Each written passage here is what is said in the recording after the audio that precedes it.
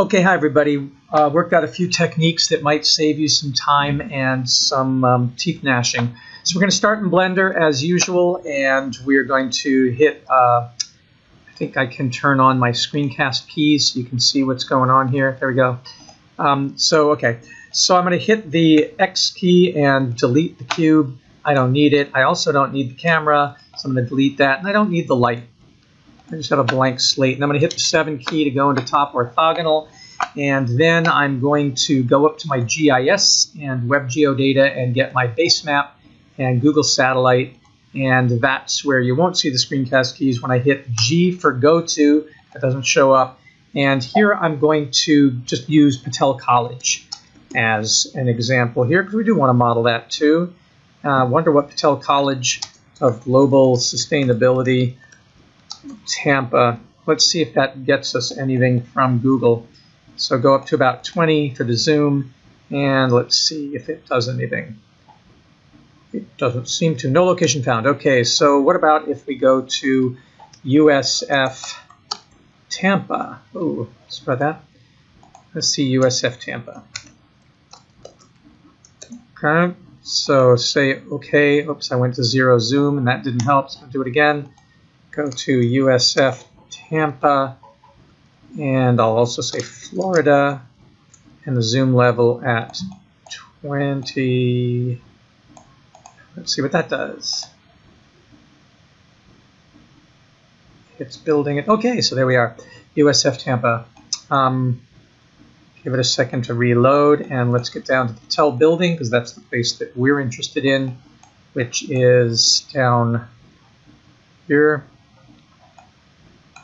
There's our beautiful campus part. So we're going to walk around Patel. So I'm going to focus on Patel here. I'm going to hit E for export. That's the part that I'm exporting. And I'm not going to do anything in here with this plane except to now go to UV editing and again hit 7 over here and select all of this with A. And then it comes up here. And now what I'm going to do is I'm going to go image, and I'm going to go, what am I going to go? Where's my image? Can I save it? Yes, save as. And I'm going to find a good folder for it, which is Envisioning Sustainability Tutorials. And I'm going to call this TIFF file the Patel Satellite Image Export. And save that image. Now here's what's cool. So having done that with BlenderGIS, I now go into Alt Space, and let me close this down because I don't need it. I'm going to make a new scene in here. So new scene, and in this scene, what I will do is I will create a terrain. And to create a terrain, I'm going to right-click on 3D object, terrain.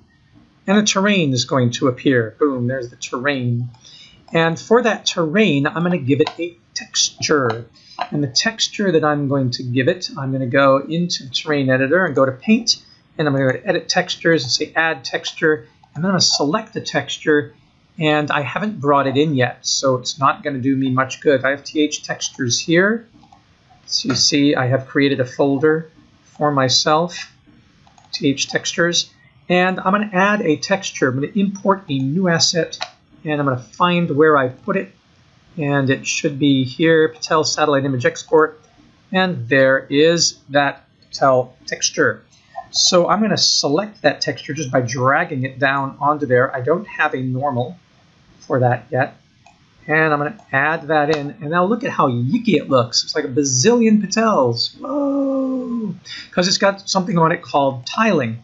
So what I want to do is I want to edit that texture. So once again, I'm going to go to my terrain. And I'm going to go to that texture. And I'm going to change the size of the X. And how do you figure out what that size should be for this terrain? Well, you can move an object around here and move it over there and then look at where it gets to be. So to do that measurement, I'm going to add a 3D object. I'm going to use a, what do I want? I want a guiding. to walk around on here. So here's what I'm going to do because I think it's kind of fun. I'm going to go into my assets, and I'm going to go into my standard assets and go into my prefabs, which are, where's my prefabs? Oh, characters. I'm a third-person character, and I'm going to take my prefab of that character and put in my little Ethan guy. You can't see him, but when I hit F, there he is, standing on a big building. And I'm going to also, clicking on Ethan, I'm going to drag this texture on so that, hey, Ethan has clothes. Cool, but he's still a giant, a man among men, and we don't want that. So I'm going to take Ethan, and I'm going to drag him all the way to the edge of this terrain here. And I'm going to look at what his position is. And his Z position is 499. And if I move it, you see the Z changes, but not the X. So I'm going to figure out how big this terrain is. I'm going to go Z at 499, say, or say 500. That's fine. And drag it over to the other side. And at that site, Z is at 0. That tells me that the Z dimension is 500. Now, what's weird is there is no Z here. There's only X and Y. So one of them has to be changed. I'm going to imagine that Z is actually transmuted for Y. So I'm going to put 500 there. And yes, look at that. It stretched things way out. And since it is a square, that means that the size of the X must also be 500. And lo and behold, it is. And so we have now this terrain. Now, this is unfairly done because actually, if you go back to Blender, you'll note that this is a rectangle and we turned it into a square. So next time we do it, let's make sure we use a square. Call a square instead of a rectangle because it's going to be distorted. But for this purpose, we're not going to worry about that. So we have now put the image as a texture on the actual terrain. Now, the thing about a terrain that makes it different than anything else is that you can paint on it with different textures. So if I go to this paint texture and I add edit texture and add a texture and I hit select, then I have a list of all the textures that I've put into my computer, and one of them is grass. And so there's a grass texture, and I can double click on that and keep it at its tile size of 15 by 15. And then when I come in and select that texture and have this brush here, I can make actually a particle brush, a lot of different brushes I can use. I can then paint. Let me zoom in there so you can see. I can paint on the field with that grass. And you can see I'll start painting away the shadow of the lights. The shadow is going to go away. In fact, everything that's in the image is going to get covered up by whatever I do here. So if you want to keep those things, then you should put them in. Lamppost is what those are. And you can make the brush size bigger so that you can just quickly go in there and paint that texture onto the land, right? See how it covers up the trees? You don't necessarily want to do that. Now, in terms of, let me do that there, so you can, get the grass to look better. It's like watering the grass. Ain't that cool?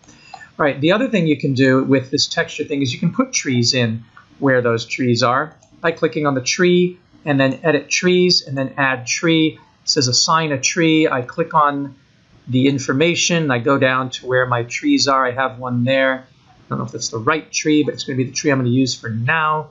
And close that. And now, oh, I was supposed to add a tree. Let's do it again. Please assign a tree. Let me go back to that tree there. There we are. Add it. Then the tree comes up. And then I can come in here and, ooh, I added a whole bunch of trees. Shouldn't have done that. That means my brush size should be smaller and the tree density shouldn't be 83. The tree density should say be 10. And just put a single tree in there and a single tree. Sometimes it just stops putting trees because of the density factor. So you come in here and you plant trees, which you can then grow later. There's a tree there. I don't know why it's not letting me put a tree here. Maybe because of the density. Maybe because the tree height is random. I don't know. Lock width, height, brush size. Not really sure why it's not letting me put a tree there. Sometimes it just doesn't let you put trees in. Sometimes it does. So there's some little glitches there, but at least I'm marking out where the trees go. And if I put tree density a little higher, then I come to a part of the campus like here, it should let us put in a higher tree density. Yeah, see that? So you can sort of have fun with that. It's better to put in trees exactly where they belong, but I'm just trying to give you an idea of how this works. And that means that when we come in here, let me go back to the lower tree density and place a single tree. Now, well, I put a tree in the middle of the highway there and then move it back. So if you can't get that tree in, can we get the tree individually placed? No, you can't. All right, so I don't need that. Undo place tree. What you can do is you can actually literally place an individual tree by saying in here a 3D object and then a tree. And then when you put that in, you can pick your tree. And where did the tree go? The tree, you have to hit F to get to the tree. There it is, way over there. Oh, what a crazy looking tree. It's just a stalk. That's an ugly tree. I'm going to delete that because it's so ugly. Delete. Sorry about that. There are other trees in there that we should be able to add to this. And sometimes what you can do is go to your assets. I have a tree folder in here, and I can come in and add trees like this one here. There, I can drop a tree literally where I want to. Drop this tree down there. So you can either use the terrain tool to add trees, or you can add trees individually. You'll see? And you can also grow them like that. Make a big tree, make a small tree. But my point is that when you then go to terrain and you start painting over with grass or gravel or whatever, I'm going to add another texture. And this texture is going to be, let's see, bark pine. That would be good. I'll add that one in, and let me try another texture in here. So you start adding your textures that you want to use. I will use another different type of grass. Grass, G, okay. Let me get a darker grass. There's a lighter grass. There's a lighter grass there. So we have that one there. Add that. So if I pick that lighter grass and start painting around here, you see that it will erase the image of the trees under here, but the ones, the actual trees that we planted there, do not get erased. They stay. So you'll have to go back and fix this so that you don't cover over the parking lot and whatnot. I mean, you can go to add texture and get a texture for bark. There's bark, there's background. There should be a gravel texture if I have loaded it. I'm not sure if I did. Glass I have. Don't seem to have gravel. I got mud rock. So this I put mud rock. Put mud rock in there. Oh, mud rock. I didn't pick it. There it is. Mud rock. So yeah, mud rock. Mud rock. Anyway, you can paint all over this thing. That's my point. That is my only point here. And when you then, because we have this third character person player, this guy here, Ethan, who's sitting over here patiently waiting for us to move him about, bring him down to the terrain and bring him into the terrain. Let's bring him over to where the trees are. Let's bring him over there and here, sort of into the parking lot of Patel, and zoom in on him and make sure that he's on the ground so his feet don't get stuck. Now he's a prefab, and the other thing I'm going to bring in is a prefab camera. So I'll go to my assets, and I will go to my standard assets, and I'll go to my cameras. You'll get this too in yours, prefabs, and I'm going to put in a multi-purpose camera, drop that in, and I'm going to tell the target of the multi-purpose camera target here to focus on the third-person controller, the character. And then the camera is going to follow him around. So when I go to play the game, yeah, that didn't work because I still have a main camera in here that I need to turn off. You can keep it in, but turn it off over here. Now the only camera that'll be shown is this camera here, and it's going to follow Ethan around, or it should chase him. Yep. Okay. And there's Ethan. And there's the trees. So it's a very simple way to begin to get something in. I haven't put in the building yet, so we don't see Patel College.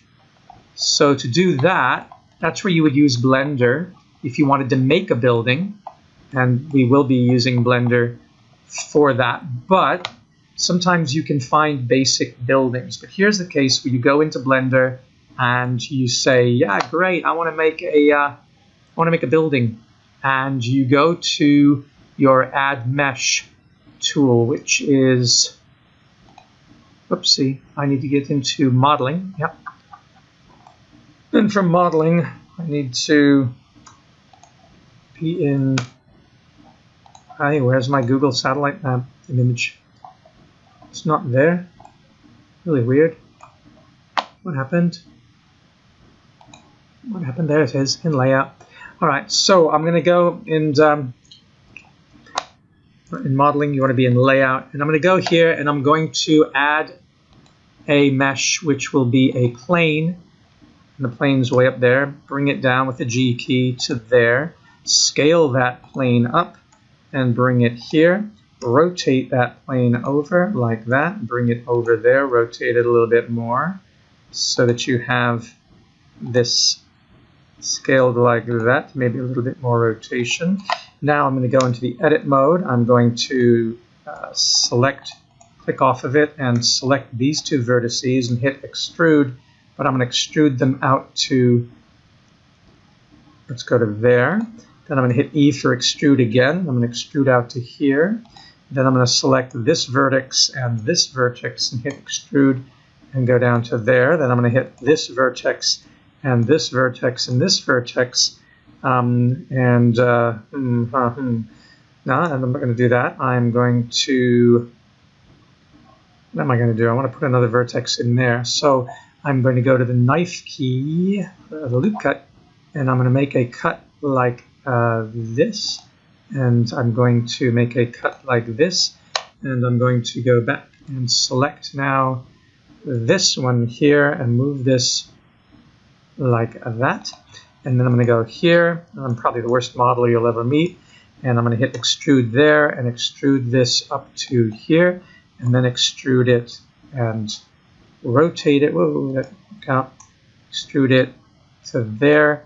And then move this vertex to here for the building and move this vertex to here and this one to here. Now when I select all these vertices and I tell it to extrude up, I have a bit of a building. Yay, look at that. So I sort of have a Patel building right there. Now I'm going to go back into object mode and I'm going to export this model as a wavefront object, selection only, and I'm going to then export it into my folder, which is the Vision tutorial, my 3D warehouse models. No, I'll just call it Patel. All right, export that object. Now I come into Unity and I'm going to go to Assets and go to Blender Files and find it, import new asset, and find Patel. There it is. It comes in somewhere. There's Patel. Bring it in and boom, yay, I've got a Patel building there. It's a little bit awkward because it's rotated wrong because Unity and Blender don't play exactly perfectly together. But whoa, let me undo that. Let me go to rotation in Y-axis and go 180 degrees. And what happened to it? Okay, don't do that. Let me actually just do it manually. There we go. Okay, that's sort of it. And move it over. Oops, that should bring it down. That should bring it over. That should bring it over. And so we have the building. It's because of that stretch that we did at the beginning, it's not perfect, but it's because it's not a rectangle, it was a square. Now I'm going to give this a color, so I'm going to go in here and make create material material, okay. And I'm going to call this Patel material, and I'm going to double click on it, or right click on it. Oh, yes, it came up. I'm going to pick a color for it, and it's a sort of grayish building, but I'm going to make it sort of grayish blue just so I can see it better, and take that material and drop it on Patel. All right, we haven't got any windows. We didn't spend time in Blender making the building yet, but we just wanted to put it in there. That means that when we hit play and Ethan drops on the ground, now Ethan walks around and goes, oh, look, there's the Patel building. So he's going to run over to Patel. It seems like a very far way away. So when that happens and you're getting annoyed because of that, then go to Ethan and just move him to the front of the building. He won't mind. So put him there and then start your game. And then Ethan will be right where you want him to be. Great, Ethan. So now walk to Patel, to the building. There's the building. And the building's floating. It doesn't have any doors. It has some trees. So that gives you an idea, I think, of how easy this is to do. Follow along and have fun, and we'll get into the next tutorial, other ways of building Patel. All right? Bye. Happy hunting.